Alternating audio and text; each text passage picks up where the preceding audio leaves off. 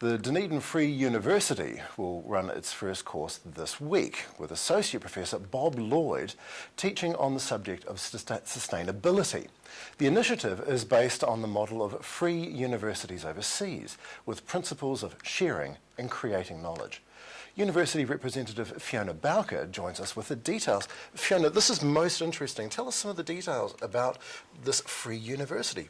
What is it? Okay, the Dunedin Free University, or DFU, because the term university is quite controversial in New Zealand, not in other countries, but in New Zealand. So the DFU is not going to offer degrees, it's not going to be charging for courses, and it's not going to be a teacher-pupil, it's going to be a shared learning experience. We're not going to have audiences, we're going to have participants. It's going to be based in the community, and it's in-depth discussions, I suppose, around topics of interest to people in Dunedin. A very egalitarian learning It's exactly collective. The idea, yeah. Right. Yeah. So it's running successfully in other places. Who will run it here? Here it's going to be run by the collective, and the collective will, we hope, change over time. So at the moment, there, last count, I think there were 19 of us, there's quite a few, and each of us have been shoulder tapped by somebody else and said, I think you'll be interested in this. But as we become more involved with the community itself and new people will come in, they will come along and bring their ideas and thoughts, and we'll run it according to whatever people are interested in. So your target market is essentially who? The target market is anybody who wants to get the guts of something in an in-depth way. So sustainability is our first course, our first series, without having to get a degree in the subject. Right. So to find out, it's based on knowledge, not opinions. So people will come along and share their knowledge on a subject. So it's empirical rather than theoretical. It's yes, empirical, I suppose. Theory is going to be behind everything, but it's not going to be.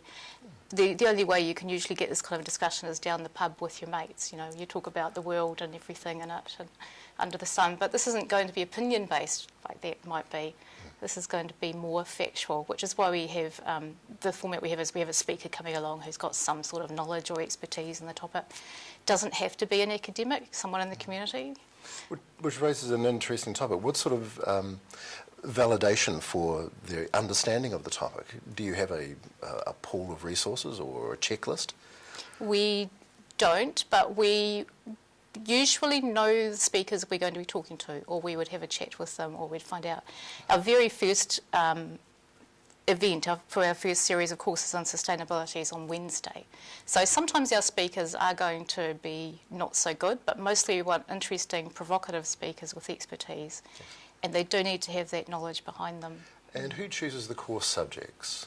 The first one, sustainability, we chose as a collective because it's something that's in the media and it's something that is everywhere, but nobody really knows that much in depth about it. It's prone to opinion and it's politically biased, so we wanted to be able to get behind that, get to the guts of it and see what the issues really are. We had a launch event a few weeks ago. The participants who came along wanted us to do something on decolonisation. Not many of us know what that is, so the first thing we had to do was sort of research that and then start to think of speakers who might be interesting. An interesting cauldron of new ideas. Exactly. Excellent. Thank you very much for coming. Okay, thank you for having me.